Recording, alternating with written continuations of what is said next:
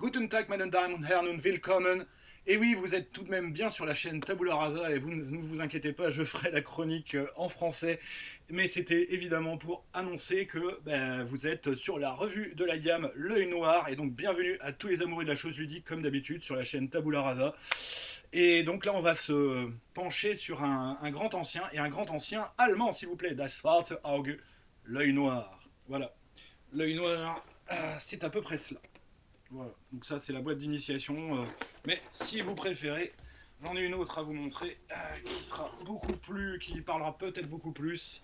Je vais parler de celle-ci, voilà, en coffret également. Donc, l'œil noir, qu'est-ce que c'est? L'œil noir, c'est, on va dire, je pense, le jeu qui, en dehors de Donjons et Dragons, si vous avez commencé le jeu de rôle dans les années 80, si vous n'avez pas pu, on va dire, tellement, on va dire, l'esquiver. Moi, je l'ai réussi à l'esquiver, mais bon, voilà, je suis retombé un petit peu dedans quand même, un petit peu plus tard. Il y a un petit peu joué au début des années 90, parce que j'avais un de mes joueurs EMJ qui possédait, on va dire, le jeu et qui l'aimait beaucoup. Moi, je ne l'ai côtoyé de manière qu'un peu indirecte quand je me plantais ou quand je voyais comment dire, ce genre de choses, on va dire, au milieu de mes livres dont vous êtes le héros. Et que je me disais, mais c'est bizarre, voilà, ça a l'air plutôt intéressant comme truc. Bon, je savais que c'était un jeu de rôle puisque je connaissais l'existence des jeux de rôle. Mais évidemment, je n'avais pas les règles. Donc, voilà, je me suis dit, ça sert à rien de les acheter quoi, donc j'essayais de ne pas me planter en tout cas et donc de ne pas, on va dire, acheter. Bon, c'était assez quand même facile de voir que voilà, il y avait le logo et noir qui indiquait que c'était un scénario. Alors souvent il y a beaucoup quand même dans la gamme de scénarios en solitaire. Quand je vous ferai la revue d'ailleurs vous verrez, il y en a quand même à peu près la moitié qui sont des scénarios jouables en solitaire, ce qui est plutôt pas mal. Alors l'œil noir, c'est un jeu qui est paru sous nos contrées en 84, ça ne nous rajeunit pas tout de même. En allemand, ça doit dater à peu près également de cette période, ça doit être 83, la traduction quand même a été assez rapide. Et nous on a eu la possibilité de l'avoir sous deux formes. La forme donc éditée par Schmidt International, ici, donc sous forme de boîte et de livret comme ceci. Et sous la forme de coffrets chez Gallimard, comme ceci, avec évidemment les livres, les formats livres de poche, donc Folio Junior. Voilà. Donc ça, c'est les deux gammes telles qu'on a pu les voir. Alors, à voir, il n'y a pas tous les coffrets, je crois, qui ont été en coffret Folio Junior. Mais il faudrait revoir ça de manière... mais en tout cas, je vais vous présenter, parce que là, je les ai tous les coffrets, en tout cas, relatifs, on va dire, à la gamme Schmidt France. Voilà, ainsi que la 4e et la 5e édition. Voilà ce qui vous attend un petit peu, donc je pense qu'on va en avoir quand même pour quelques temps. Donc l'œil noir, qu'est-ce que c'est? C'est un jeu médiéval fantastique, mais un jeu médiéval fantastique à l'allemande. Voilà, donc c'est vraiment le monument du jeu de rôle allemand. Voilà, si eux, voilà, ils sont passés à côté de Donjons et Dragons, bon, je pense que maintenant ils y sont un peu mis, mais on va dire l'œil noir reste un jeu, on va dire très très populaire outre-Rhin et permet en fait de jouer un Medfan très classique tout de même, avec son propre système de jeu qui n'est pas du tout celui de Donjons et Dragons, et dans un monde qu'on appelle l'aventurie. L'aventurie, c'est un monde plutôt immense, qui est très très bien décrit au travers donc des scénarios, des suppléments, etc. Je vais vous montrer la carte qui est dans l'extension de l'aventurie, parce que c'est quand même... alors, il y a deux cartes. Oui, voilà. L'aventurie, c'est cela. Voilà, donc c'est un grand continent en fait d'un seul tenant, surtout avec donc plein de villes, donc des villes mythiques évidemment comme Avena qui fait l'objet d'un supplément, des régions dans lesquelles évidemment se passe une grande partie des scénarios. Donc voilà, c'est un monde assez classique, mais je trouve moi plutôt bien fait, qui tient la route. On le voit, on va dire, à travers la description des différents peuples, des différentes religions, etc. Vous verrez que d'ailleurs dans les dernières versions, on a mis cela vraiment beaucoup en avant, et donc c'est pour ça que ça constitue vraiment un jeu, je trouve, complet, qui est une très très bonne, on va dire, alternative si vous n'aimez pas Donjons et Dragons. Bon, par contre, il va falloir se faire un petit peu avec son système de jeu, parce qu'au niveau du système de jeu, on va dire, d'origine de la première édition et des éditions à peu près jusqu'à la troisième, je crois. Voilà, puisque là, au niveau de la quatrième, cinquième, le système change. Je dis pas radicalement, mais quand même beaucoup. Franchement, voilà, on a une gamme quand même qui est plutôt complète, qui se décrit quand même au fil des scénarios, des extensions, en rajoutant surtout des règles et en ajoutant quand même quelques éléments de background. Mais il y a vraiment qu'à partir de la quatrième, cinquième édition qu'on voit, on va dire, qu'il y a un vrai chapitre, en tout cas, sur le monde. Ça reste, on va dire, assez succinct. Et au niveau du système de jeu, c'est quand même assez daté, hein, pour ce qui est en tout cas de la première édition. Mais bon, ça reste, on va dire, assez praticable dans la mesure du possible, mais il faut vraiment, on va dire, je pense, avoir au moins la boîte d'initiation, l'extension, pour pouvoir en profiter pleinement. Donc voilà, ça fait au moins les deux premières qui sont nécessaires. Et après, bah, il suffisait juste d'acheter, on va dire, des modules scénario comme ceci. Et franchement, c'était plutôt bien. Franchement, voilà. Moi, je l'ai maîtrisé il n'y a pas plus tard que l'année dernière, avec donc la boîte d'initiation. À partir de la boîte d'initiation, enfin, j'ai utilisé les règles et les personnages prétirés de la boîte d'initiation, qui est un très très bel outil. Franchement, c'est dommage qu'elle soit plus disponible, j'y reviendrai. Et pour leur faire jouer justement le scénario de La Forêt sans retour, voilà, ce qui est vraiment un scénario qui est le scénario numéro 2, hein, de la série. Ah non, c'est même l'aventure numéro 1, pardon, je dis des bêtises. C'est l'aventure numéro 1 en fait de la série, voilà, donc bah, les joueurs ont plutôt apprécié. C'est très très classique, hein, évidemment. Hein, La Forêt sans retour. En fait, c'est surtout l'exploration d'un gros donjon, voilà, avec un vilain sorcier à l'intérieur. Donc, on est quand même dans des choses plutôt courues. Mais voilà, les joueurs ont plutôt apprécié. Le système de jeu les a pas trop dérotés. Pourtant, le système de la cinquième est quand même, voilà, faut le dompter un petit peu, mais à l'emploi, je trouve que ça a plutôt pas mal marché. Voilà, donc ça c'était pour, on va dire, la présentation un peu générale. Je vais détailler évidemment dans la, la présentation, on va dire, plus ample de la gamme. Pour ce qui est du système de jeu, si tout de même j'y reviens à peu près, donc on voit d'ailleurs que dans la boîte d'initiation, je vais commencer par là, il y a des dés, et bon, les dés sont un peu moches, hein, donc des dés 20 et des dés 6, c'est ce dont vous aurez besoin pour la première édition exclusivement. Donc pour la cinquième édition, il faut 3 dés 20. Là, pour la première édition, un seul dés 20 était nécessaire. Donc le système de jeu, bah, c'est simple, vous avez des caractéristiques. Alors est-ce que je vais trouver facilement une feuille de perso pour vous montrer cela? Normalement oui. Voilà, les feuilles de personnage qui étaient marquées certificat d'identité. Voilà, je fais le point sur la feuille. Donc on avait des caractéristiques que sont courage, intelligence, charisme, adresse et force, avec l'énergie vitale qui sont vos points de vie, l'énergie astrale qui sont vos points de magie, plus donc des valeurs d'attaque et de parade. Vos armes qui étaient définies donc par des points d'impact, donc c'était les dégâts qu'ils faisaient. Voilà, les protections, elles avaient donc des valeurs de protection. Donc le principe était assez simple. Les caracs étaient à peu près sur 20, donc on devait évidemment, si on voulait faire des jets de dés, faire en dessous, comment dire, ou égal à sa carac. Avec un des 20. Pareil pour l'attaque et pour la parade. Bon, c'était vraiment fondé uniquement là-dessus. C'est un jeu à niveau, évidemment. Oui, ils avaient prévu en plus que sur la feuille de personnage, on puisse mettre plusieurs personnages en fait dessus, ce qui est assez étrange. Moi, je trouve que voilà, on utilise généralement une feuille de personnage pour un seul personnage. Voilà. Donc, c'était dans le livret, évidemment, puisqu'il y a des livrets hein, dans la boîte de base. C'est plan du destin, certificat d'identité, résultats de combat. Et donc voilà, les résultats de combat, c'est un livret qui lui vous donne en fait des feuilles en fait pour faire justement, enfin pour le MJ, pour on va dire marquer les rounds, ce qui se passe à chaque round. C'est un petit peu trop détaillé, je trouve. Voilà, mais bon, il y avait la possibilité de tout marquer en fait. C'était utile, surtout je pense, pour quand on jouait en solo, on va dire avec les aventures en solitaire qui était proposé. Et sinon, je pense qu'on va dire en GDR classique, c'est pas, enfin, ça peut être utile au MJ, mais bon, c'est pas super intéressant. Et donc là, une feuille quadrillée pour pouvoir justement dessiner les plans. Voilà pour l'essentiel de la chose.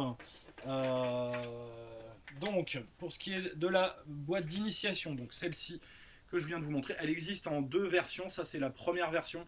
Il y a une version avec une couverture alternative qui est sortie après. Alors, la gamme de l'œil noir, première édition, telle que je vais vous la présenter, elle est sortie donc entre 84 et 89. Visiblement, ça s'est arrêté en 89 pour ce qui est de la diffusion de la gamme en français. Donc, c'est des choses qui sont assez vieilles, assez dures à trouver en plus. Complètes, parce qu'ils ont souvent les dés. Moi j'ai des boîtes que je possède là où par exemple j'ai pas les dés qui sont on va dire dans le. Ils avaient fait donc des petits racks comme ça on va dire en plastique qui sont extrêmement fragiles en plus et qui ont mal vieilli avec le temps. Et donc la plupart du temps les choses manquent. Voilà. Donc pour ce qui est de la boîte Schmitt, il y avait à l'intérieur le livre des règles qui proposait évidemment les règles du jeu, comme son nom l'indique, ou qui s'appelle le Code des lois de l'œil noir. Attention, faut pas rigoler.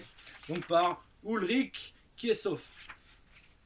Il a bien un nom allemand, mais je pense que voilà, il n'est pas d'origine exclusivement allemande. Ça a l'air d'être plutôt un polonais d'origine.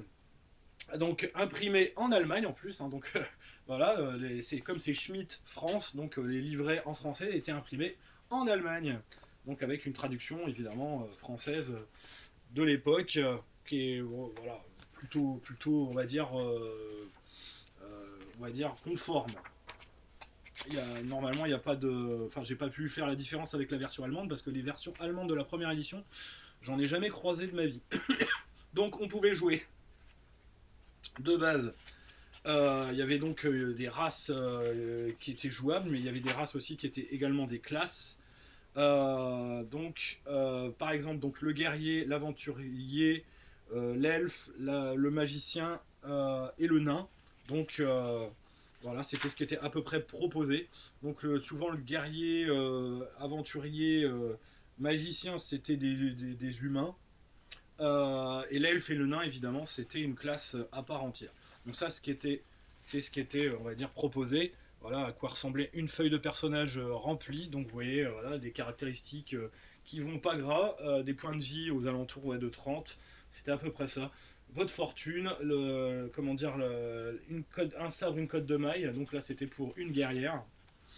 Et après, donc, on vous explique le système de combat, les tours de jeu, les déplacements. Il y a des illustrations pleine page comme ça. Des illustrations des armes, avec le tableau des armes, avec donc leur point d'impact, qui est symbolisé par un dé plus un bonus. Donc un dé, c'est un dé 6, sous-entendu. Mais ça, c'est expliqué dans le système. Avec les bonus que ça apporte en attaque, en parade, etc. etc. Le système était vraiment très basique, hein. Franchement, voilà, il y avait plein de petits ajouts malgré tout qui étaient là pour. Et après, il vous donnait des exemples pour les armes à distance, voilà comment ça fonctionne. Tout ça, c'était quand même décrit en l'espace de 64 pages, c'était pas bien méchant. Donc, ils vont donner les capacités spéciales du guerrier, du nain, voilà, avec les règles spéciales, la magie, l'elfe qui était un peu mage et le mago qui évidemment lui avait des formules magiques, donc qui devait dépenser des points de magie, des points astro donc pour justement lancer ses sorts, et donc il avait voilà les listes de sorts. Vous voyez au niveau de la mise en page c'était un peu aride, hein. Faut quand même se le reconnaître. Les baguettes magiques, les objets magiques, et à la fin il y avait un petit bestiaire avec quelques monstres, donc l'orque, le gobelin, l'ogre, le troll, le kobold, le dragon volant. Voilà, c'était vraiment le minimum de base. Le livre des aventures qui allait avec, concrètement, de la même manière, on vous prenait un peu par la main. C'était quand même aussi un jeu d'initiation de l'époque, donc il y avait tout de même une volonté de vous initier au jeu de rôle de manière un peu pédagogique. Donc voilà, on vous raconte l'histoire, on vous montre à quoi ressemble le village. Et donc vous avez une aventure. Alors l'aventure, est-ce qu'elle est nommée? Je crois pas, elle s'appelle juste... Ah si, ça s'appelle La libération de Sylvana. Voilà, c'est ça. pour 3 à 4 joueurs et le maître de l'œil noir. Alors, le maître s'appelle le maître de l'œil noir. Voilà. Donc avec tout est illustré. Bon, alors les illustrations de l'époque intérieure sont, on va dire, ce que c'était à l'époque. Hein. C'est pas non plus... voilà, avec des plans à détacher également pour la chose. Voilà. Donc c'était plutôt sympa. Donc vraiment, voilà, il y en a plein qui ont commencé avec ça. Donc on peut pas dire que vraiment c'est quelque chose, on va dire, qui, qui n'était pas jouable. Voilà, on a une aventure en solo, en plus, qui nous permet vraiment de découvrir le système. Bon, c'est à 50 paragraphes, hein, donc non, un petit peu plus que 50. Je dis des bêtises. Il y en avait 58 paragraphes. Voilà. Et après, donc, le fameux scénario, la libération de Sylvanas. Voilà. Donc on avait de quoi, tout de même, jouer tout seul et après inviter des amis une fois qu'on avait fait le scénario de base. Il y avait donc un écran, l'écran que je pense beaucoup de gens connaissent, voilà, écran l'œil noir, un petit écran 3 volets avec le résumé des tables que voici, qui est tout à fait, on va dire, fonctionnel. Il faut dire, les règles n'étaient pas quand même bien compliquées, et comme je l'avais montré, donc, les plans détachés, ainsi que donc de quoi noter les résultats des combats. Voilà, et il y avait donc les fameux dés, donc un dé 20, 3 dés 6. Il y avait même, on va dire, une carte qui permettait de donner son avis justement sur l'œil noir. Est-ce que le jeu vous a plu? Qu'est-ce que vous voudriez qui s'améliore? Que voudriez-vous en plus? Voilà, et je souhaite m'inscrire. Je souhaite faire partie d'un club, donc en plus, voilà, est-ce que vous allez faire jouer ce jeu dans un club, etc. Vous avez déjà prévu quand même un petit côté un peu associatif, vraisemblablement. Donc ça, c'était pour la version Schmidt France de la boîte d'initiation. Je montre en parallèle la version initiation, voilà, qui a, elle, une couverture qui correspond à la couverture de l'extension, si vous me suivez.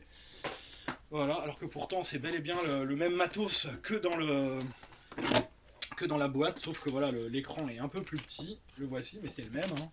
Il est juste fait pour rentrer dans la boîte. Il y a un bloc de feuilles de personnages, et tout est présenté après sous forme de livret. Voilà, et les livrets, donc livre des règles, livre des aventures, c'est les mêmes que je vous ai montré, sauf que voilà, il y a une couverture différente, mais sinon le contenu est radicalement identique au format poche, avec également, je vais essayer de vous le montrer sans les retirer, un stylo très moche qui fonctionne plus et qui a plus son bouchon d'ailleurs, et 3, donc un des 20 et 3 des 6. Donc là, moi j'avais la chance d'avoir une boîte complète également pour la collecte, c'est quand même plus sérieux, on va dire. Voilà, mais sinon globalement c'est le même. Savoir que je ne sais pas lesquels sont les plus chers, je pense que les coffrets sont quand même beaucoup plus durs à trouver que les boîtes, mais bon, vous les trouverez difficilement complètes, surtout avec les dés. Ça, faut être clair là-dessus. Alors, au niveau des extensions, alors l'extension jeu d'aventure qui était quasiment, on va dire, nécessaire si vous vouliez, mais au moins si vous aviez les deux boîtes, vous étiez tranquille. Donc dans cette boîte, il y avait un livret des règles supplémentaires qui décrivait des nouvelles classes de personnages, et donc en particulier il y avait le charme donc du druide, de l'elfe des bois, le cavalier et le prêtre, avec la description évidemment des sorts spécifiques à chaque on va dire dieu du monde de l'aventurie, que sont donc Praios, Rondra, Tylos, Boron, Guérim, Ézinde, Firun, Tsa, Perex, voilà. Donc il y avait tout de même des panthéons qui étaient bien vus, avec donc tous leurs sorts, tous les sorts spécifiques à chaque panthéon, à chaque prêtre, donc aussi les formules magiques des elfes des bois, donc du druide, qui sont elles aussi spécifiques, etc., etc.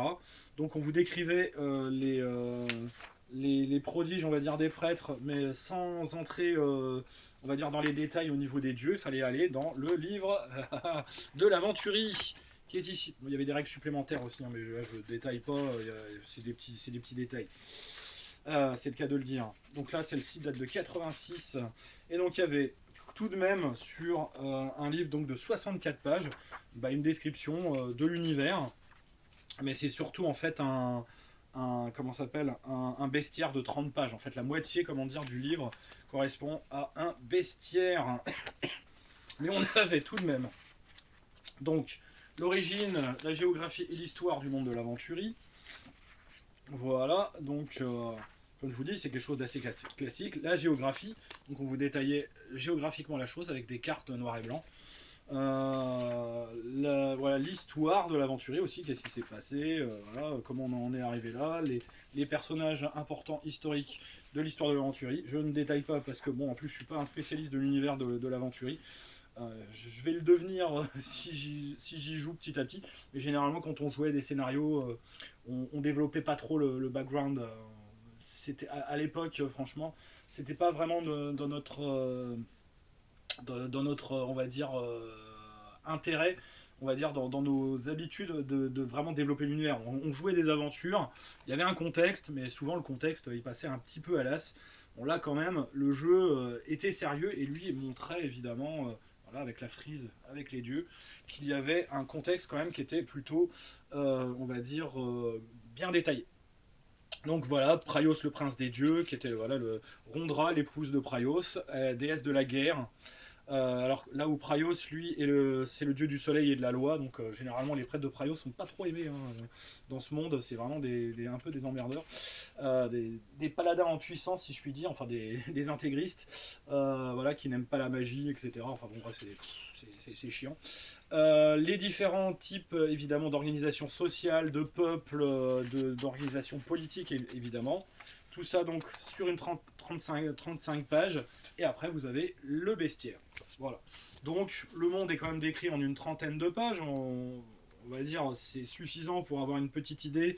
Mais bon, voilà, vous aurez plus de détails évidemment dans les modules aventure. Après, il y a également un autre écran. Donc ils avaient fait un deuxième écran qui lui est avec des choses supplémentaires, c'est-à-dire que vous pouviez l'ajouter à l'écran de base. Par contre, c'est vrai que je me souvenais pas, mais c'était sur fond gris comme ça, et c'est un peu chiant à lire. Voilà, c'est pas bon pour les yeux. Enfin, en tout cas, moi, mes yeux, ils apprécient pas. Sinon, donc, l'aventurie. Alors, il y avait une carte plastifiée, visiblement, et j'ai une deuxième carte qui, elle, a l'air de meilleure qualité. Alors, elle est en papier tissé, j'ai l'impression, ou quelque chose en tout cas d'un peu plus. Alors, est-ce qu'on pouvait écrire dessus? Moi, franchement, je ne testerai pas. Sur les objets de collection comme ça, je préférerais pas. Et donc, également, là, on avait donc des plans quadrillés, et là, on a des plans hexagonaux pour la version avancée. Voilà, mais donc, on avait en tout cas deux cartes. Donc, franchement, là, je ne sais pas. Il faudrait que je vérifie dans le contenu de la boîte.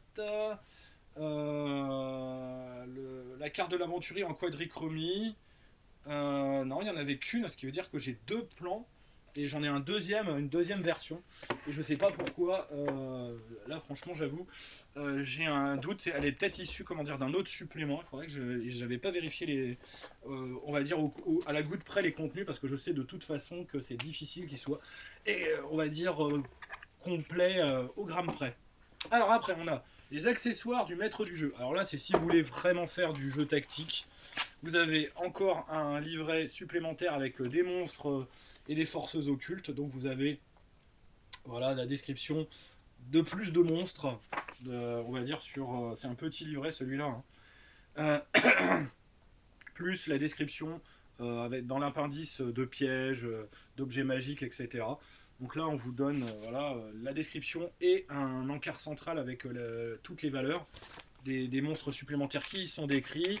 On a ensuite des feuilles cartonnées comme ça avec du quadrillage, voilà, qui sont c'est l'ancêtre de nos playmates, sauf que là on ne pouvait pas écrire dessus. Là par contre, j'ai eu un peu près du bol sur cette version, elle était quasiment mint. Voilà, c'est des planches en carton. Bon, il y a eu quand même quelques petites choses qui ont été découpées pour faire, mais il n'y en a pas eu énormément. Donc voilà, j'en ai. Ça donnait, on va dire, des petites choses comme ça. C'était vraiment des carrés en carton. Voilà. Et donc, ça c'était pour représenter les personnages. Et on avait des stands voilà, qui en plus sont qui sont trop, comment dire, bah voilà, ça y est, les conneries commencent.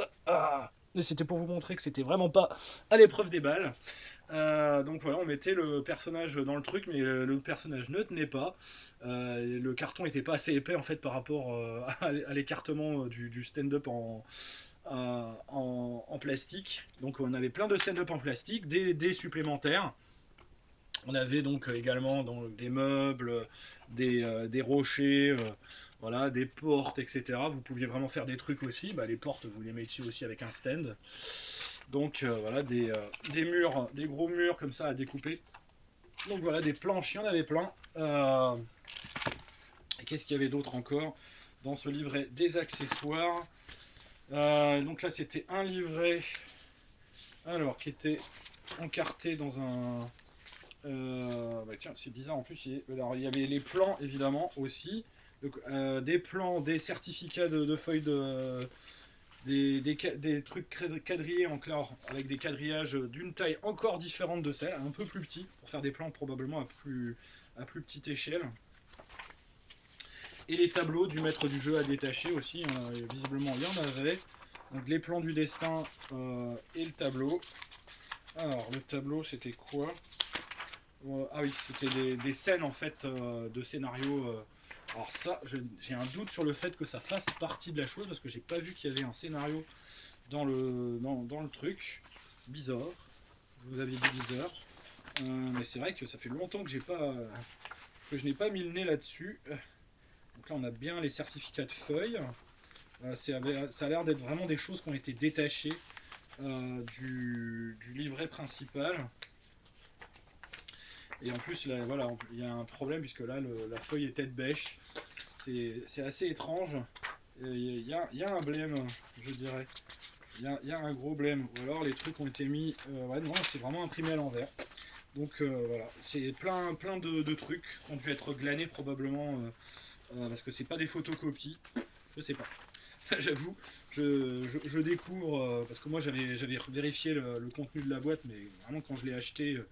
Quand j'ai fait la collecte, et ça date au moins, je dirais, d'une dizaine d'années, si c'est pas plus. Donc, peut-être qu'il y avait du matériel supplémentaire qui traînait, qui venait d'autres boîtes de base. En tout cas, l'essentiel du matos, c'était le livret de description des monstres, les plateaux, avec donc les stands qui servent un peu à rien en plastique, les dés supplémentaires, et on va dire les silhouettes à découper pour faire donc des donjons. Voilà. Donc ça c'était les accessoires du maître du jeu. Pareil, un truc très très dur à trouver complet. Là je pense qu'à mon avis il est assez complet. Un supplément que je pense pas mal de monde avait rêvé d'avoir et rêverait d'avoir encore aujourd'hui, donc la description de la ville d'Avena, qui est donc la ville principale. Donc il y avait des dés, bah là vous voyez je les ai pas.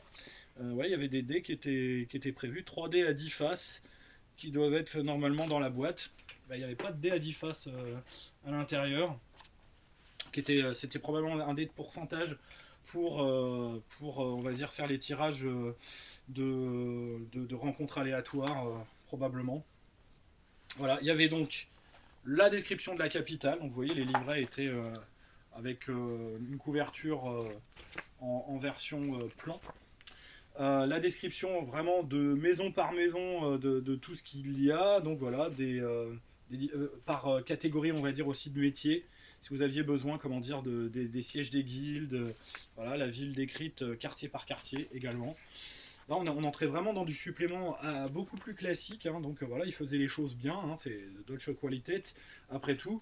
Description de plein de PNJ, de lieux, etc. Voilà, si on va à l'armurerie, ben, on peut trouver, on va dire, des armes de tel ou tel type. Ça c'était plutôt pas mal. On avait un deuxième livret qui était donc un cahier de plans en fait, donc c'était les plans. Oh la vache, ça à la caméra ça va pas passer.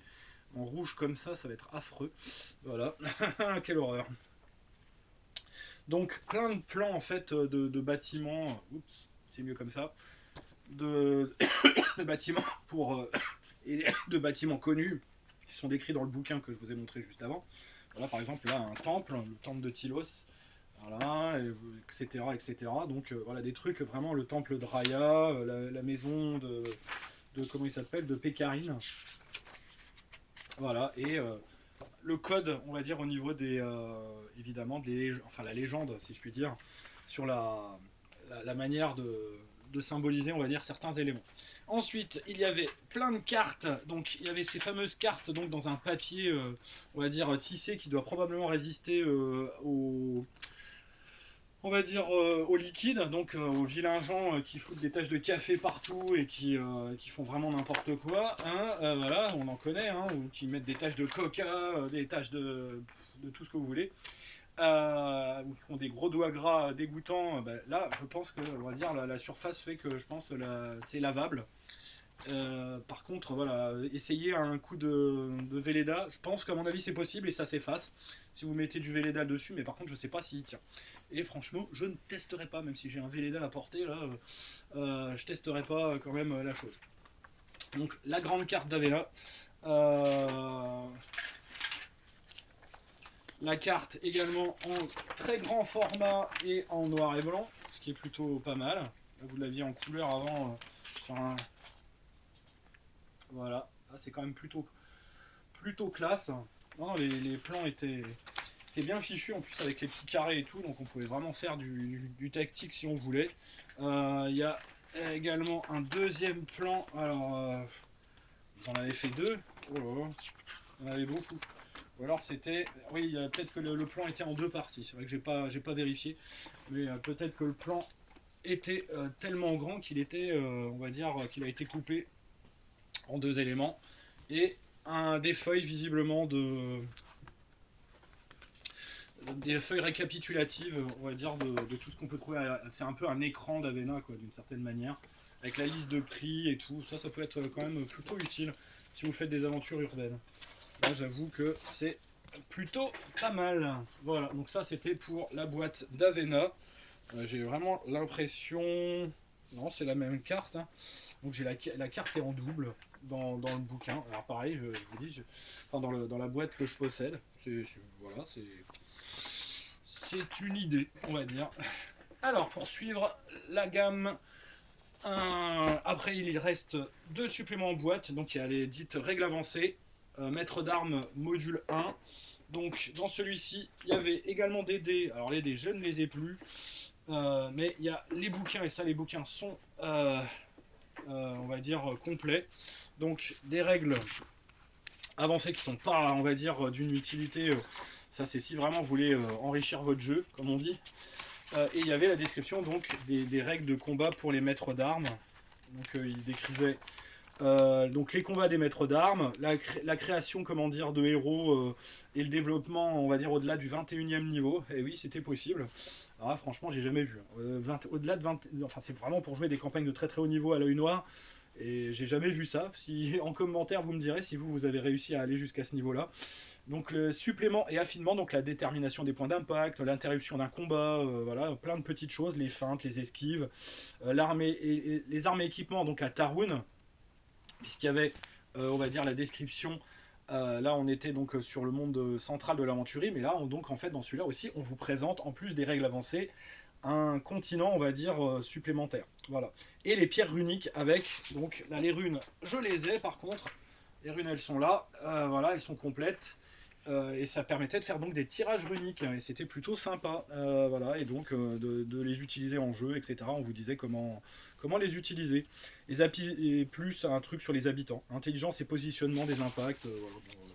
C'était des règles, rien de, on va dire, de transcendant. Et donc là, la description vers un nouveau monde, cela s'appelle. Donc voilà, les îles, donc la mer des 7 serpents, l'île, l'abîme de feu. Et donc à travers l'abîme de feu, on vous décrit donc voilà, et des monstres supplémentaires.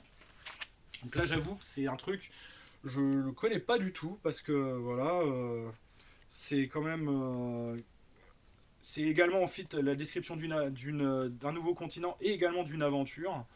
Et donc on vous décrit un petit peu ce nouveau continent à travers cette aventure. Donc voilà.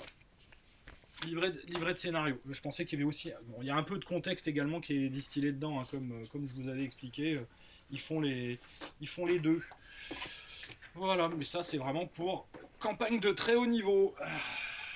Ensuite, la règle avancée, deuxième version.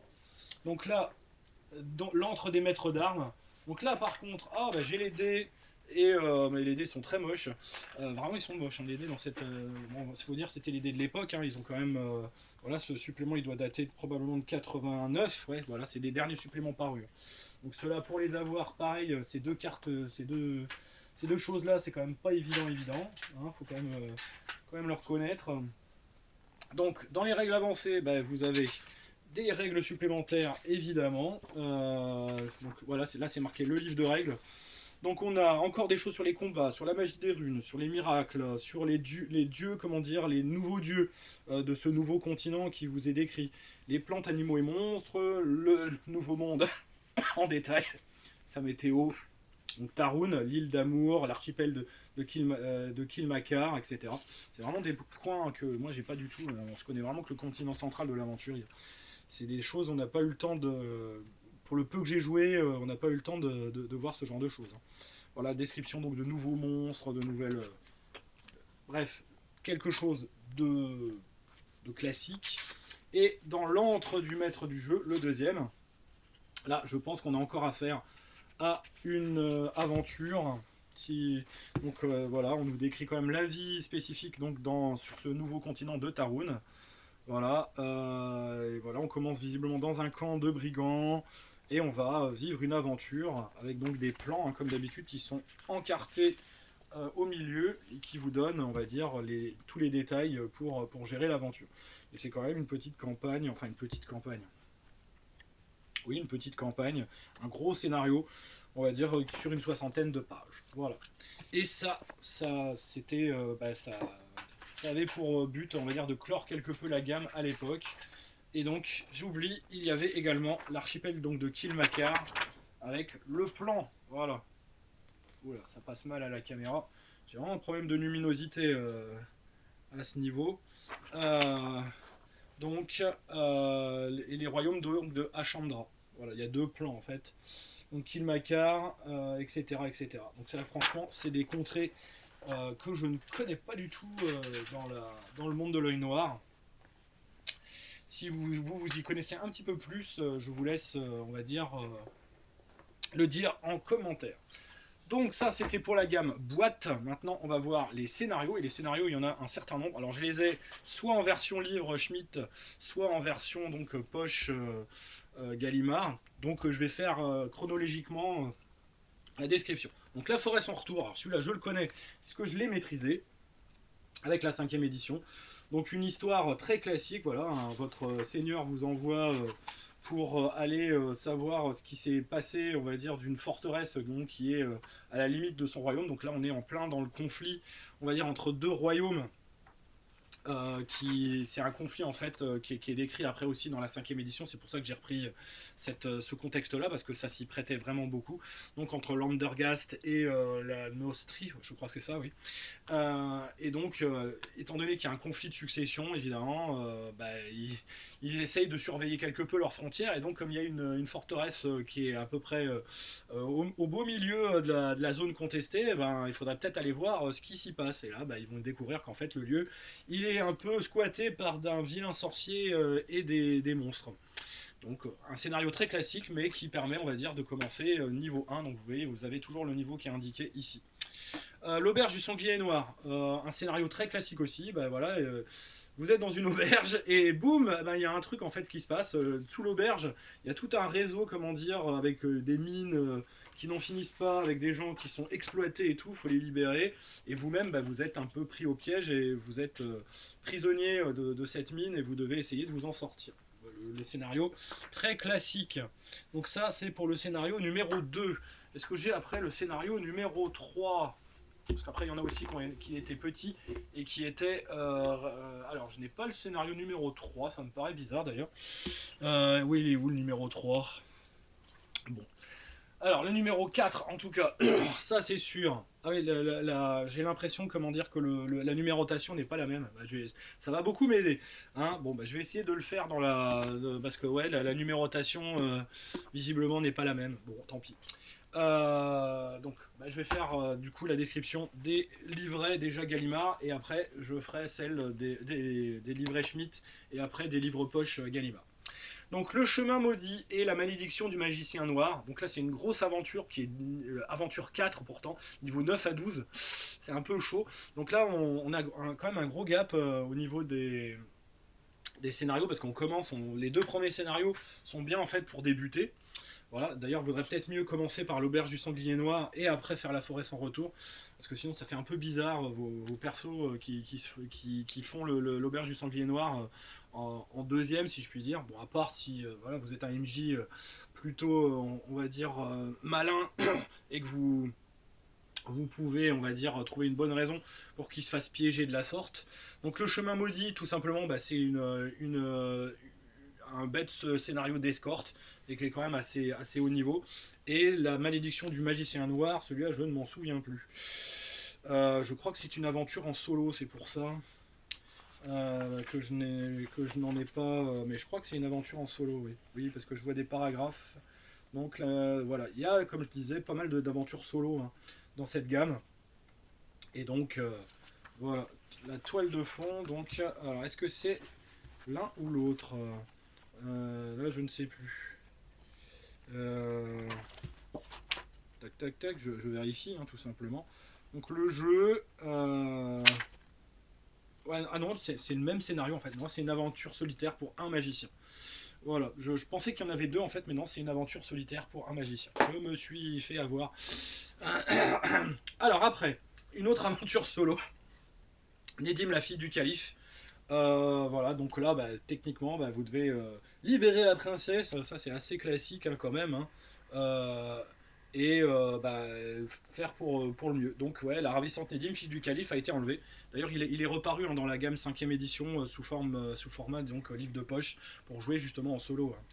C'était un des bonus qui avait été débloqué lors de la campagne. Vous êtes donc par hasard témoin d'une conversation sur les obstacles qui s'opposent à sa délivrance. Vous décidez donc de la sauver. Voilà. Niveau 1 à 4, donc ça permet aussi de commencer si vous voulez un petit peu. Alors oui, j'ai confondu avec celui-là en fait, l'autre.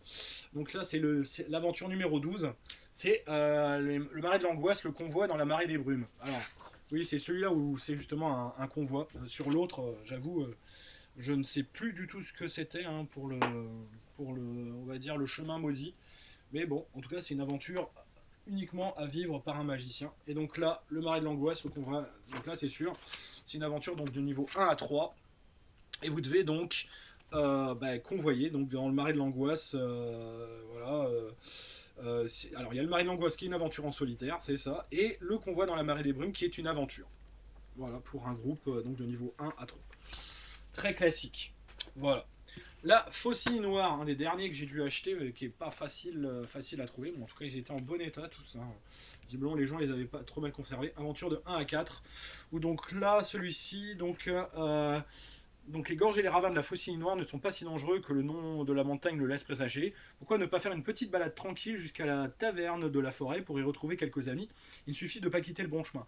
À moins que le goût de l'aventure, les mystérieux lacs souterrains et les trésors enchantés vous attirent.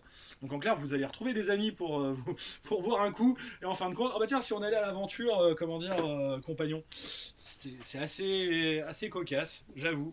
Bon, c'est tout.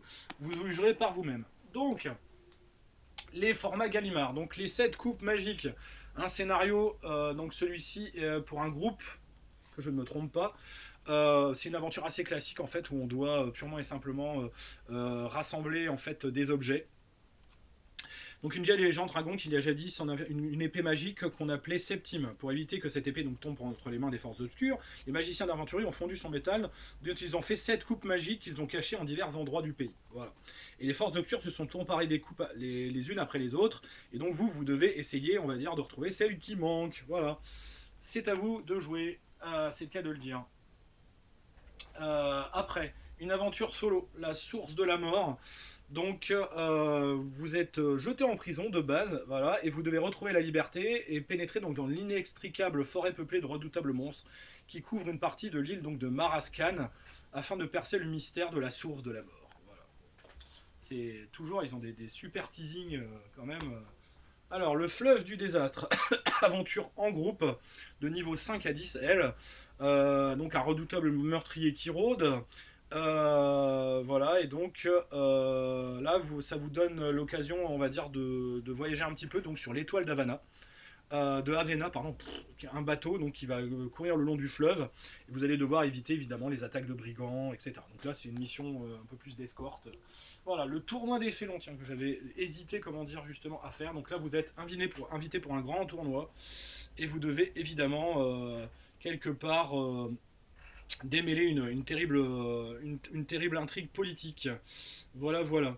Donc les quelques mots qu'il a pu vous confier avant de rendre l'âme cachent en fait la certitude, le secret de sa mort et un secret plus effroyable encore. Donc un noble meurt, donc vous devez résoudre en fait le crime qui est on va dire les raisons on va dire et de trouver les coupables donc de ce crime donc du noble qui est visiblement qui a été assassiné. Voilà, j'en perds mes mots. Le magicien des glaces. Donc là, c'est une aventure pour groupe également. 5 à 6 héros. Alors, pour l'alchimiste, donc Tyros Prae, cette légende est une réalité. Donc la légende d'Agam Bragan. Donc il fit cadeau à Ilfirne, fille du dieu de l'hiver, qui l'emporta dans son royaume où elle le cacha après l'avoir doté de vertus magiques. Donc voilà, c'est un fabuleux diamant. Le roi possédait donc un fabuleux diamant, la gamme Bragad. Et donc, il va falloir retrouver ce fameux diamant. C'est des histoires toujours assez. L'archipel du Cyclope, donc là, le collier des dieux, donc un collier composé de 12 amulettes magiques, n'est jamais parvenu au temple de Praios. Et donc, vous allez devoir le retrouver en allant justement sur cette île, sur cet archipel, pardon, pour essayer de le retrouver. On est vraiment dans des aventures assez classiques. Voilà, donc là, dans les griffes du démon, donc un extraordinaire jardin, une armée de jardiniers, va succéder l'autre. Sorezou échappé donc aux griffes du démon. Donc à la joie du margrave va bientôt succéder une horreur sans nom, la mort rôde. Voilà. Donc là, vous devez aider probablement un seigneur à assurer, on va dire, sa succession et à assurer, on va dire, son pouvoir sur le royaume. La porte des mondes. Donc au milieu du désert de Com se dresse une montagne dans laquelle est creusé un monastère où sera enfui de fabuleux trésors. En compagnie de héros aussi intrépides que vous vous êtes mis en route et après avoir donc traversé le terrible désert brûlé par un soleil impitoyable, vous êtes enfin arrivé dans la grande porte baignée d'une ombre fraîche. Mais allez-vous découvrir ce que vous cherchez? Donc voilà, est-ce qu'on va passer le portail pour savoir ce qu'il y a de l'autre côté? Le navire des âmes perdues. Donc pour sauver l'aventurier, un seul moyen, détruire le diamant maléfique qui est dissimulé à bord du sombre vaisseau. Voilà. Donc, saurez-vous déjouer les pièges diaboliques qui vous seront tendus et vaincre les démons qui vous guettent. Donc là, trouver le bateau, détruire, comment dire, le diamant maléfique, gna gna gna. Le bourreau de Talusa, voilà. Seuls d'intrépides héros pourront peut-être l'arracher au redoutable bourreau de Talusa. Donc là, vous devez arracher en fait un prince qui s'appelle donc Célo de Kushan, qui doit épouser la princesse Elna, mais selon la coutume, il n'a jamais vu sa fiancée et ne la rencontrera pas avant. Impatient et méfiant, il se déguise et pénètre dans les appartements. Mais mal lui a pris, le père et la princesse l'ont chopé en clair, et il est aussitôt arrêté. Voilà. Donc, vous devez sauver une pauvre nouille qui a vu sa promise avant le jour du mariage, et qui est donc est promu probablement à une exécution. Les hiéroglyphes de l'horreur.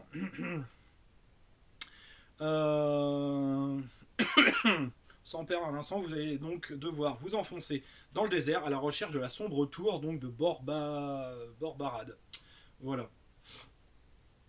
Donc là pareil, ça doit être probablement un donjon, hein, quand même, ça y ressemble beaucoup. Donc le spectre des marais, redoutables sont les marais et marécages de l'aventurie. Gna gna gna, seul un aventurier aussi donc celui-là c'est deux aventures solo. Les spectres des marais ou le marais de l'angoisse. Oui, donc c'est la version. Voilà. Tac, tac, tac, tac. Voilà, c'est le même que celui-là en fait.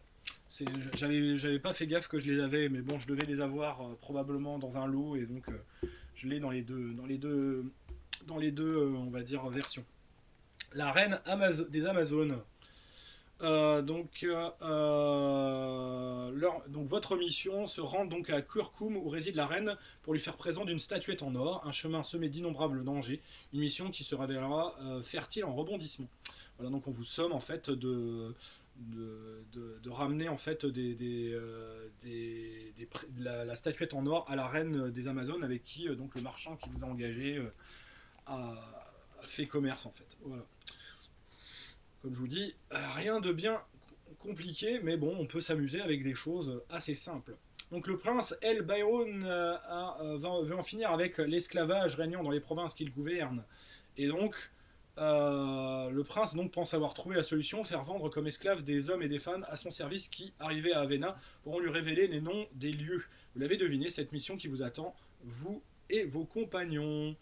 Donc ils cherchent en fait à démanteler un trafic d'esclaves et donc ils vont vous faire passer, on va dire, pour des esclaves. Ça c'est plutôt on va dire original. Et donc vous libérez, on va dire, à l'arrivée, mais donc vous aurez côtoyé en fait le milieu des esclaves, infiltré en clair en tant qu'esclave l'organisation des esclavagistes pour pouvoir après libérer les autres esclaves et vous libérez vous évidemment. Mais bon, vous serez quand même réduit en esclavage dans le scénario, ce qui peut peut-être être assez cocasse. Voilà, donc ça c'était pour l'essentiel de la gamme V1, donc de 84 à 89. Voici la 4e édition, donc là on change, donc c'est la version Fan Pro de 2003 en anglais, parce qu'elle n'a jamais été traduite en français. Donc là on entre dans une nouvelle ère avec un nouveau système de jeu, donc où là non pas on doit plus faire des jets de dés, on va dire, sur un des vents en dessous de la carac, mais en dessous en fait de 3 caractéristiques qui définissent, on va dire, la compétence. Donc chaque compétence dépend de 3 caractéristiques et la compétence en elle-même, on va mettre des points dedans. Et les points en fait de cette compétence vont nous permettre de compenser si jamais on a un des 3 jets qui n'est pas réussi. Si on n'arrive pas à compenser avec le niveau de la compétence, on rate l'action. Dit comme ça a l'air pas forcément super compliqué. En jeu, moi en tout cas j'ai trouvé que c'était plutôt clair. Et donc moi voilà, le système ne m'a pas déplu. Bon, c'est sûr, il n'est pas super, on va dire, simple, dans la mesure où il faut quand même cogiter un petit peu. Voilà, on a la valeur de ces 3D, 3 couleurs qui correspondent. Normalement, on a un dé qui correspond à une couleur, donc à une caractéristique, pour simplifier les choses. Ou alors on désigne quels sont les dés qui sont, on va dire, qui dépendent de telle ou telle caractéristique. Bon, normalement, c'est mis sur la feuille, hein. Il y a des couleurs justement pour ça. Je vous montrerai dans la 5e édition. Parce que là, la feuille n'est pas en couleur. À l'intérieur, elle est en noir et blanc. Et donc, techniquement, vous faites donc votre jet.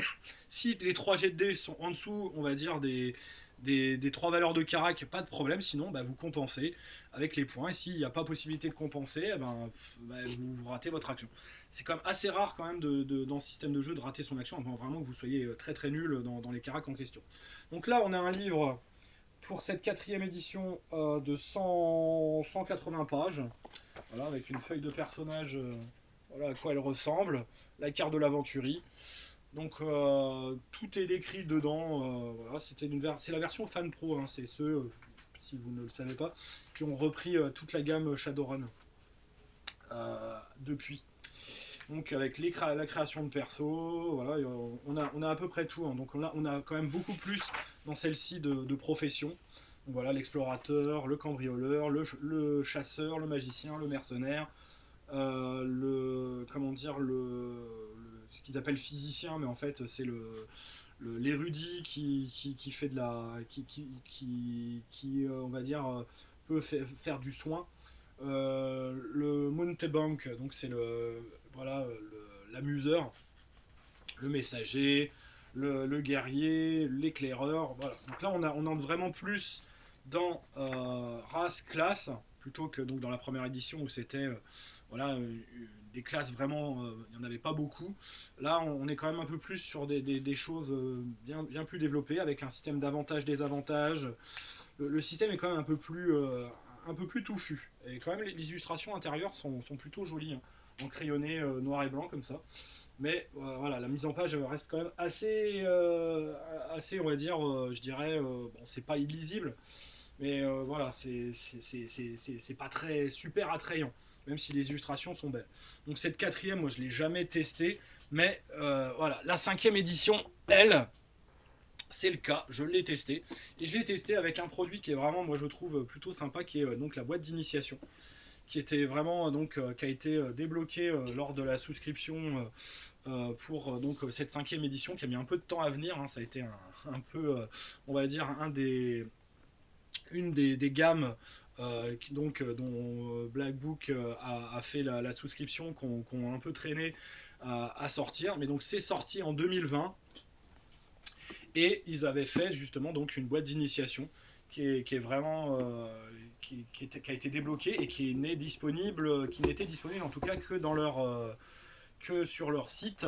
Elle n'a pas été disponible en boutique, sauf celle qui avait souscrit évidemment à l'époque. Et il a fallu attendre quelques temps, parce que je crois que la souscription, elle date de le livre, enfin la version, elle date de 2016, et je crois qu'ils ont mis la souscription en place en 2018, hein, voilà, donc ou même ouais, c'était peut-être 2017. Donc ça a mis du temps quand même à arriver chez nous. Donc il y avait dans cette boîte d'initiation un set 2D, donc 3D6, 1D20, un livre donc d'initiation. Les règles sont vraiment décrites en 45-46 pages, avec donc là tout en couleur. C'est vraiment très agréable. Il y a aussi des illustrations. Alors dans la version française, c'est pas, on va dire, il y a des illustrations quand même un peu, on va dire, j'allais pas dire érotiques, mais en tout cas de femmes dénudées, plutôt explicites, qui n'existe pas dans la version américaine. Je vous montrerai la différence. Dans la version américaine, ils ont tout, ils ont fait, comment dire, leur prude à la noix, et donc ils ont rhabillé, comment dire, les jeunes femmes. Voilà. Donc on a, comme je vous disais, la roue là ici qui vous désigne donc les caractéristiques, donc avec les couleurs de dés que vous pouvez utiliser pour justement chaque carac. Et c'est vraiment le système que je vous ai décrit, avec donc 3 caractéristiques, donc 3 jets de dés 20 à lancer, on fait en dessous, et sinon on compense avec des points de compétence. Une fois dit ça, franchement c'est voilà. Et on a donc des avantages, désavantages pour nos personnages, des talents également en fonction de notre classe de personnage, des compétences qui vont être spécifiques, la magie qui marche de la même manière, hein. Il faut faire une épreuve, parce que donc ça s'appelle une épreuve, et c'est sous 3 caracs également. Et on doit compenser, on va dire, avec en fonction du niveau du sort que l'on a, parce que chaque sort est un peu comme une compétence. Après, on a un livret d'aventure de base, où là donc on a normalement ces 2 scénarios, je crois. Voilà, donc les marchands d'esclaves de la forêt impériale, scénario d'introduction. Et je crois qu'après on en a un deuxième, si mes souvenirs sont bons. C'est très classique, hein, franchement, voilà, c'est des missions de... Ah non, il n'y en a qu'un. J'étais persuadé qu'il y en avait un deuxième. Ou alors, voilà, c'est parce qu'il est en 2 parties, probablement. C'est pour ça. Il y a deux grands temps qui font... Voilà, la ronde des sorciers, collection, là, oui, si, il y a bien un deuxième scénario. Donc le premier scénario fait une dizaine de pages, et le deuxième, lui aussi, fait à peu près, du coup... ouais, une dizaine de pages aussi, avec des plans et compagnie, voilà. Donc, un très très bon produit, si vraiment vous avez la possibilité de mettre la main dessus, que l'œil noir, par contre voilà, vous ne retrouverez pas dans cette boîte du tout l'œil noir de la première édition que vous avez connu. C'est plus du tout le même système. Il est quand même beaucoup plus détaillé, beaucoup plus, on va dire, complet, et bon, moi je trouve qu'il fonctionne plutôt bien.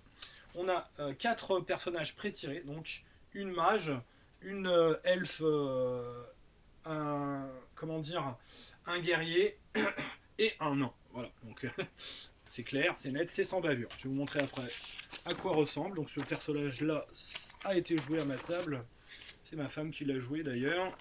Donc avec les caractéristiques, les compétences, et il y a vraiment la description de tous les talents, de à quoi il sert, etc. Les différents sorts qu'il possède. Donc là, Enifaxius, donc c'est du feu dans ta tête.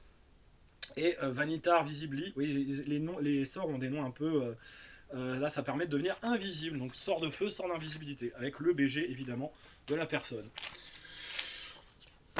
Tout ce qu'il faut en fait. Franchement, la boîte est complète. Il y a évidemment un écran, voilà, le vieil écran, couverture souple, comme dans la. Voilà, ils ont vraiment voulu jouer sur la nostalgie. Et un petit livret pour terminer, à lire en premier. Voilà, et donc c'était en plus en lien avec le scriptarium qu'ils ont fait évidemment cette traduction. Donc, sachant que à l'époque, donc pour la 5e édition, c'est Ulysses Spiel, qui est un gros éditeur de jeux, qui a aussi on va dire une succursale aux États-Unis, c'est Ulysses Spiel International, enfin North America, qui est aussi l'éditeur donc de la nouvelle version de Torg Eternity. Pour vous situer un petit peu, ils éditent aussi des jeux de plateau. Par exemple, ils ont refait il y a quelques années quelque chose qui moi m'avait énormément plu et que j'ai acheté, même si ça m'a coûté une blinde. Bon, c'était un cadeau d'anniversaire. La nouvelle version de Civilization, le Méga Civilization, qui est une énorme boîte. Voilà, c'est eux qui ont fait ça et franchement, je leur en remercie encore parce que j'adore Civilization.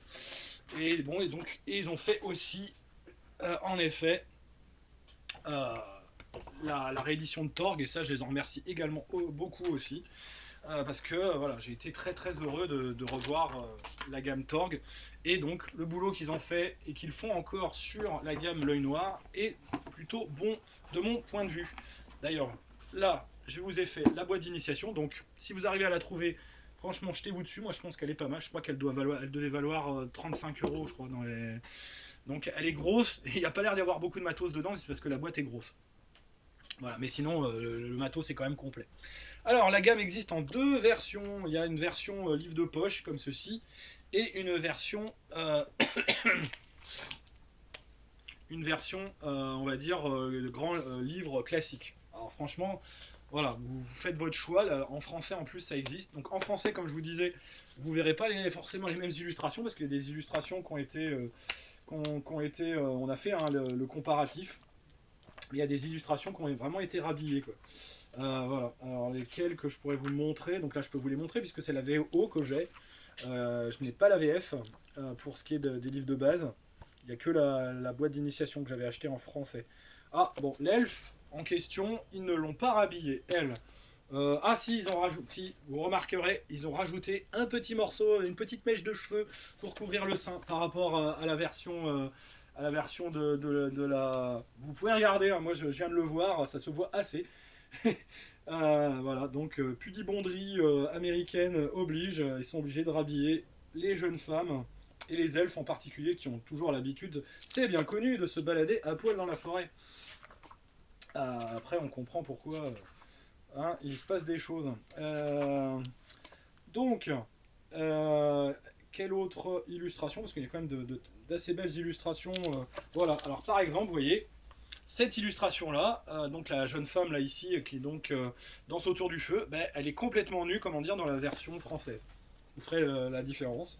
Là, elle a été rhabillée. Non, mademoiselle, s'il vous plaît, rhabillez-vous. Cachez ce sein que je ne saurais voir. Voilà. Donc, le livre de base, trêve de plaisanterie. 415 pages. On achète à la tonne, hein, parce que le papier glacé et tout, le livre, il y a de quoi, comment dire, se faire se tordre le poignet. Donc on a dedans vraiment tout le système complet, la mécanique de base, la création du héros avec les différentes races donc, qui sont jouables, humains, elfes, demi-elfes et nains.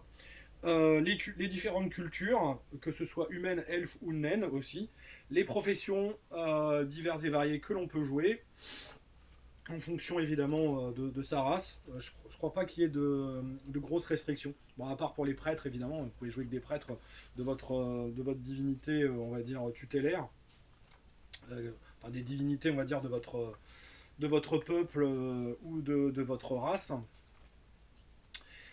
Donc on crée un héros Et après, ben, on part à l'aventure. Donc la description de tout ce qui... Il y a vraiment énormément de choses, mais tout n'est pas, on va dire, comme d'habitude, nécessaire à connaître par cœur. Franchement, si vous avez ne serait-ce que les informations, c'est pour ça que moi j'ai réussi à maîtriser uniquement avec le matos dans la boîte d'initiation. J'ai pas eu à me retaper tout le bouquin de règles que j'avais lu il y a pas mal de temps. Bah, quand c'est sorti, en fait, on l'a eu, c'était en 2000, peut-être 2017 justement. Ça, c'est la feuille de personnage, à quoi elle ressemble. Pour vous montrer, voilà, avec les feuilles de... Bon, celles-là, je les trouve pas reluisantes en français, ça fait un peu aride. Mais bon, au moins c'est fonctionnel. Donc, on a tout cela, plus donc une description évidemment de la magie, des sorts, comment dire, de Dieu, des règles détaillées, le bestiaire, l'équipement, etc. Donc vous remarquerez, la description de l'univers dans ce livre de base est assez, on va dire, je dirais, succincte. Il y a des éléments qui transparaissent évidemment à travers la création de personnages et compagnie, mais il n'y a pas, on va dire, un chapitre extrêmement détaillé. Donc il faut évidemment se référer à des suppléments pour justement avoir une description de l'univers. Là, c'est vraiment un livre de règles.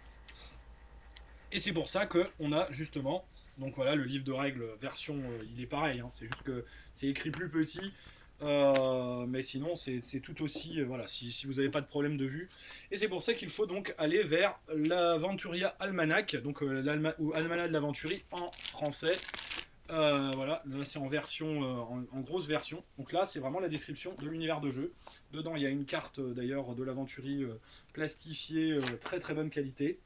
Un livre donc de 260 pages, un petit peu plus même, 265. Et donc là vous avez vraiment la description de l'univers complète, avec voilà, les différents royaumes, l'histoire et compagnie. Donc là vous avez vraiment les descriptions évidemment des races, etc. etc. Le continent de l'aventurie, son histoire, sa géographie, tout y est.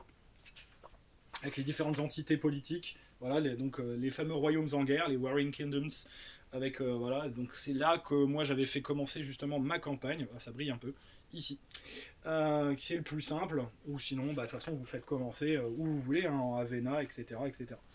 Donc la description de toutes les races, voilà, donc humains et voilà, et moins humains. Donc là, on vous dit, on vous décrit les races jouables et non jouables, hein.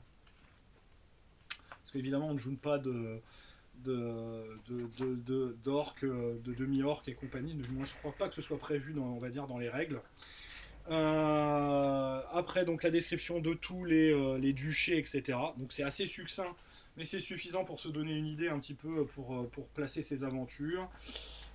Description après de la culture et des sciences également, c'est plutôt un chapitre d'ailleurs intéressant, savoir un petit peu quel est leur niveau de connaissance, voilà, quels sont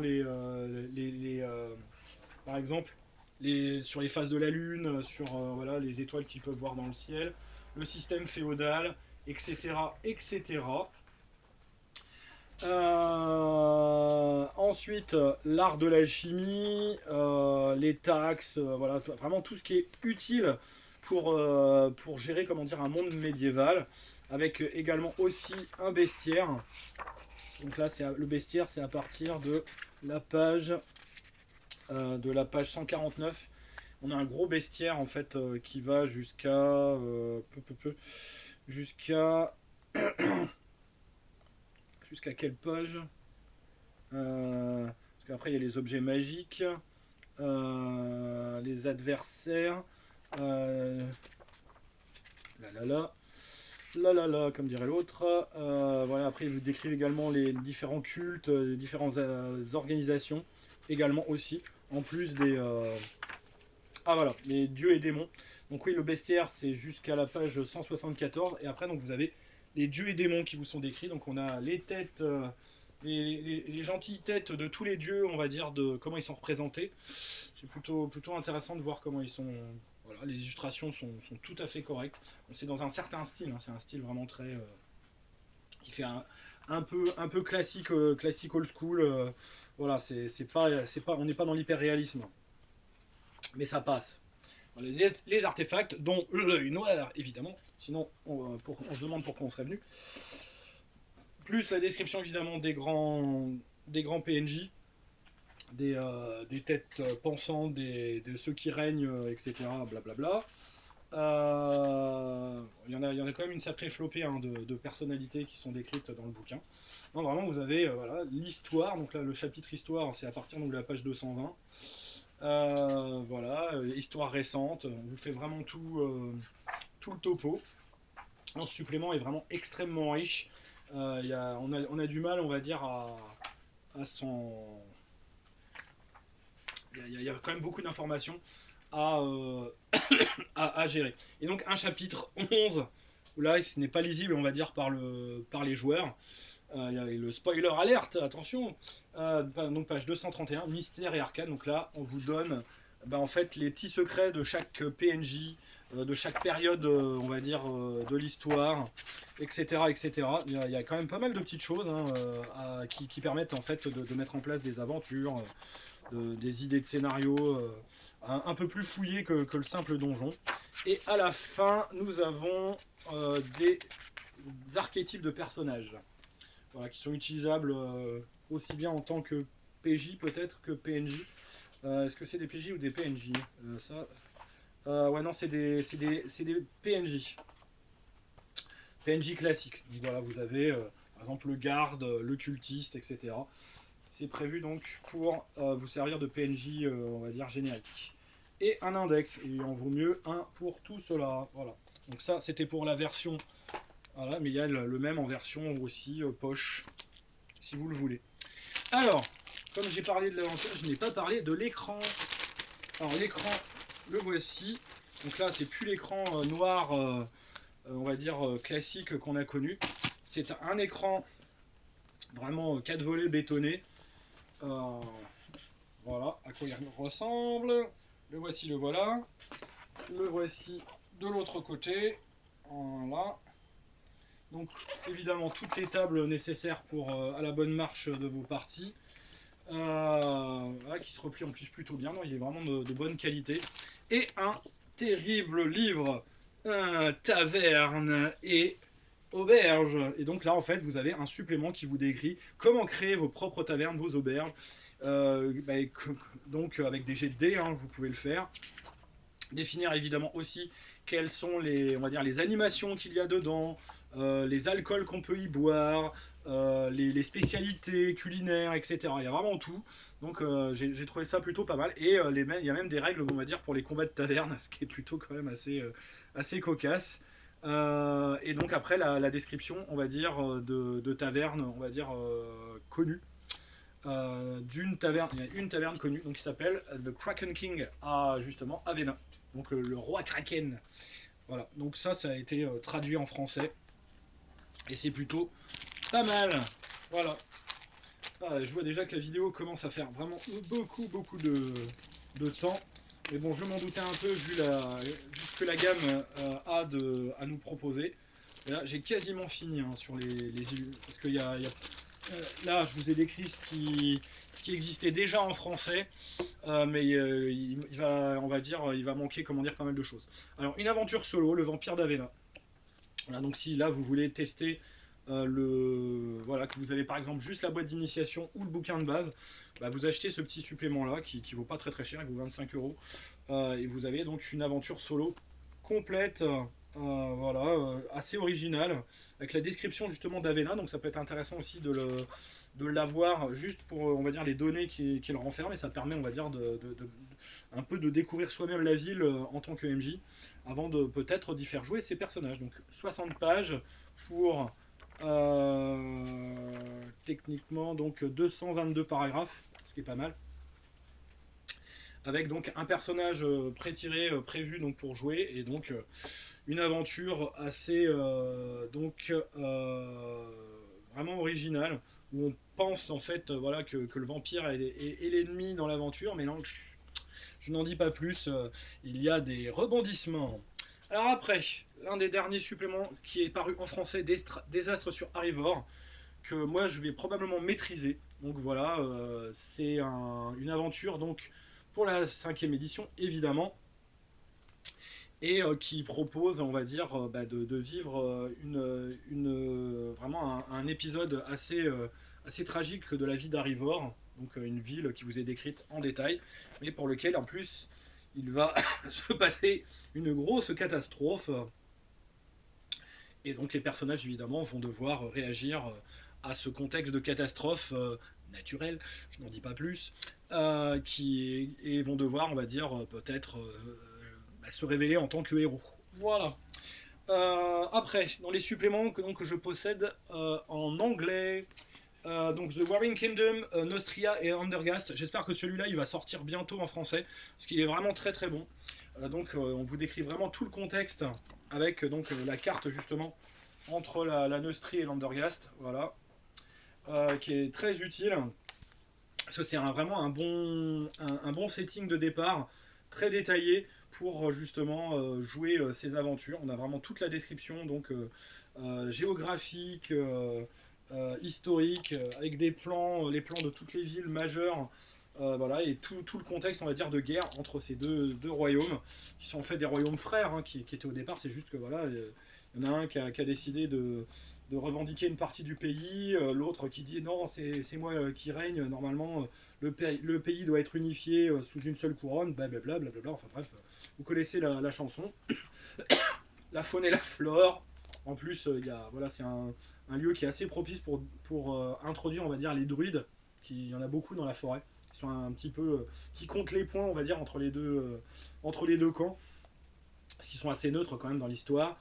Les sorciers, il y a des sorciers spécifiques aussi. Il y a visiblement une école de sorcellerie de combat, donc il y a un pré-tiré spécifique d'ailleurs qui est disponible gratuitement sur les sites. Vous pouvez le chercher assez facilement. Moi j'avais réussi à le trouver. Voilà, il y a des pré-tirés spécifiques, on va dire, à ce supplément qui existe. Bon, pour l'instant ce n'est qu'en anglais évidemment, mais j'espère que donc il sera traduit. Voilà la description de tous les PNJ également, avec tous leurs petits travers, leurs petits tracas, etc. Voilà. Donc le fameux druide justement en question. Avec les règles normalement qui sont attenantes à cela. Enfin, je crois qu'il y a quelques petites règles, ou alors c'est dans un autre supplément, je ne sais plus. Un petit supplément, Armory of the Warring Kingdoms. Donc là, vous avez tout un supplément en fait sur l'équipement, donc les armes surtout, mais pas que, également tout ce qui est ravitaillement et tout ce qui peut être utile, habits et compagnie. Donc c'est l'occasion en fait d'avoir un descriptif en fait de tout le matériel classique, des prix du marché, voilà, de revendre acheter, comment dire, tout ce dont on a besoin pour partir à l'aventure. Bon, ça je sais pas si ce sera traduit, mais ça peut être relativement utile. Et enfin, le bestiaire. Donc on a le bestiaire complet, voilà, qui lui fait combien de pages? 130 pages. Et donc là, comme on avait un petit bestiaire qui était décrit dans le livre de base, là on a vraiment tout ce dont on a besoin pour, on va dire, gérer les monstres, sachant il va y avoir des monstres assez souvent quand même dans l'univers, on est d'accord, mais il y aura quand même beaucoup d'intrigues qui tourneront autour, on va dire, de PNJ humanoïdes, de humains surtout, et probablement elfes, nains, etc. Voilà. Donc ça, c'était le bestiaire, il existe en français, il est déjà sorti. Voilà, si je ne m'abuse. Mais oui, il est sorti, c'est à peu près sûr. Donc voilà, c'était pour la revue de la gamme L'Œil Noir. Ben voilà, j'espère que je vous ai replongé, on va dire, dans des abîmes, des abysses même de nostalgie dont vous ne ressortirez jamais d'avoir revu, on va dire, cette gamme. Donc la gamme en V5, moi je pense qu'elle a sa chance. BBE la suit. Même si je pense qu'à mon avis ça ne doit pas faire partie de leur top des ventes, mais bon voilà, ils ont choisi quand même de la traduire et de le faire bien, donc je le salue et j'espère qu'ils continueront à la suivre, tout comme pour la gamme Torg Eternity et plein d'autres jeux comme ça dont on sait, on va dire, que c'est vraiment que des gros fans. Et encore, je vous dis, c'est pas les fans de la première heure de l'œil noir, puisque le système est plus le même, mais on a quand même le même univers, on a quand même, on va dire, un jeu extrêmement complet qui est une très bonne alternative à Donjon. Moi je pense en tout cas, qui permet de jouer vraiment le jeu de rôle, certes à l'allemande, mais il est pas plus mauvais qu'un autre sur ce point en termes de médiéval fantastique.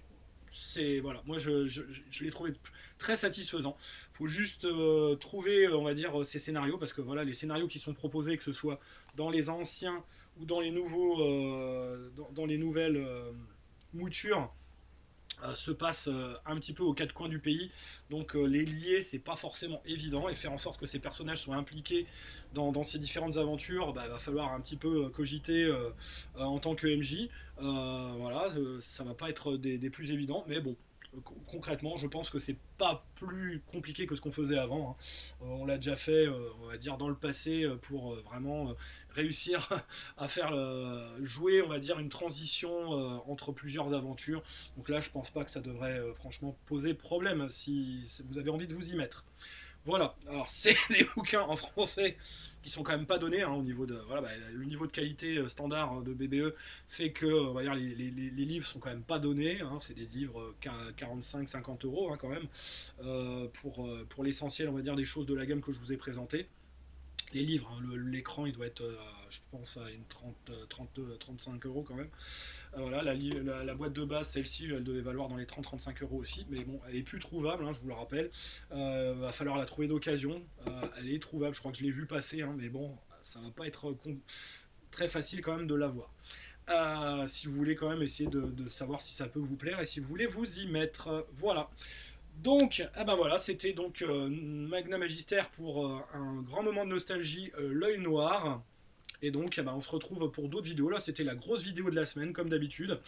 Et je vous dis tchuss, à bientôt pour voilà, n'oubliez pas de pousser, liker, mettre des commentaires et tout si vous avez adoré, si toute cette nostalgie vous fait du bien. Ben, moi, ça me fait du bien aussi de vous rappeler un peu votre prime jeunesse. Donc, je vous dis à ciao, à bientôt et jouez bien. Salut.